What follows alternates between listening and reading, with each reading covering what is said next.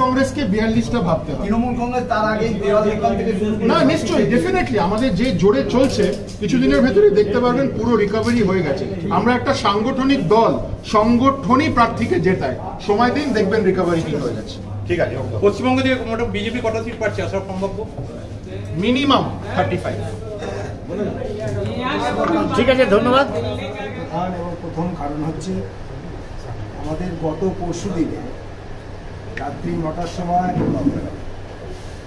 শ্রীরামপুরের যে লোকসভা, সেই লোকসভা কেন্দ্রে বিজেপির প্রার্থী কবির শঙ্কর ঘোষ মহাশয়কে দায়িত্ব দিয়ে পাঠানো হয়েছে এবং আমাদের মনোনীত যে প্রার্থী বিজেপি কবির শঙ্কর ঘোষ, তিনি আজকে আমাদের খুব শীঘ্রই 35টা আসন করার পরে বাংলা সরকার পড়ে যাবে। তো অগণতান্ত্রিক প্রক্রিয়া হিসাবে তৃণমূল সরকার ফেলে দেবে। আপনার প্রশ্নটা ভুল, আমি একবারও বলিনি আমরা ফেলে দেবো। যদি বিধায়করাই রিজাইন করে দেয় আপনি কি করবেন?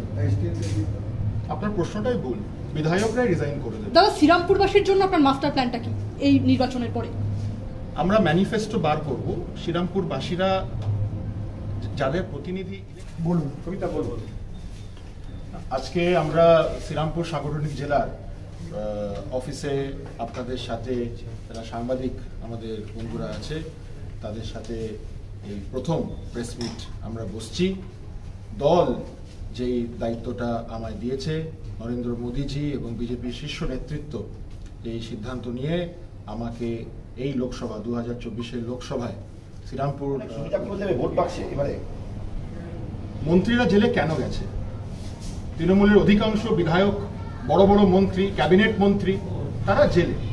মানুষের টাকা চুরি হয়েছে, এটা কি মানুষ দেখছে না? খাবার চাল চুরি হয়েছে, চাকরি চুরি হয়েছে। আমরা যাই পাহাড়ে দেখতে যাই, আমরা বাইরে যাই প্রকৃতি দেখতে যাই। আপনারা তো একটা টাকার পাহাড়ও দেখেছেন, কোথায় পেয়েছেন এগুলো? তৃণমূলের মন্ত্রী বাড়িতে পেয়েছেন তো? ছবি তো মিথ্যা কথা। বাংলার মাটিতে রক্ত বয়েছে, বাড়ি ভেঙেছে 12,000, কার্যকর্তার উপরে ফলস কেস হয়েছে 24,000। এগুলো ভারতীয় জনতা পার্টি নিজের সংগঠনের মাধ্যমে এগুলো সামলেছে।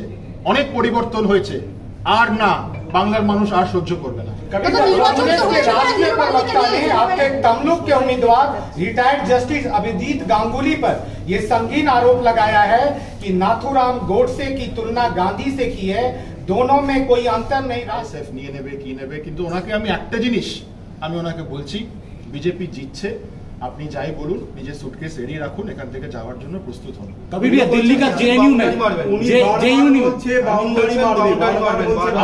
আমি এটা শুনেছি, আর আমার বক্তব্য ভেরি ক্লিয়ার। উনি বলছেন হ্যাট্রিক করবেন, উনি বলছেন বাউন্ডারি মারবেন, আমি বলছি বোল্ড আউট। আর দীপশিতা দেবী বলছেন যে আপনারা আইপিএল খেলুন, বাউন্ডারি বোল্ট আউট এইসব করুন আর মানুষের জন্য কাজ করতে হবে। চিকিৎসা পরিষেবা নির্ভরযোগ্য প্রতিষ্ঠান Sarada Seva Sadhan hospital private limited, Amala cinema হলের বিপরীতে ডাক্তার কেডি ঘোষের নার্সিংহোম। এখানে যত্নের সহিত সাধ্যের মধ্যে স্বাস্থ্য পরিষেবা দেওয়া হয়। এখানকার অত্যাধুনিক ফেসিলিটিগুলির মধ্যে হল ICCU, AC sharing cabin, AC cabin, NICU, maternity, paediatric, ventilator facility, modular OT, orthopaedic surgery, any type of surgery, obstetrics and gynecology, 24 hours ambulance facility, general medicine, pathology, physiotherapy, PFT, ECG, EEG, Holter monitoring। এছাড়াও থাকছে daily OPD service, 24 hours emergency service. আমাদের ঠিকানা Barasat road, নোনা Chandanpukur, Barrackpore, Amala cinema হলের বিপরীতে, কলকাতা 122। যোগাযোগ 03325920006। Mobile number 9433389740 এবং 9433389739। সারদা সেবা সদন হসপিটাল প্রাইভেট লিমিটেড।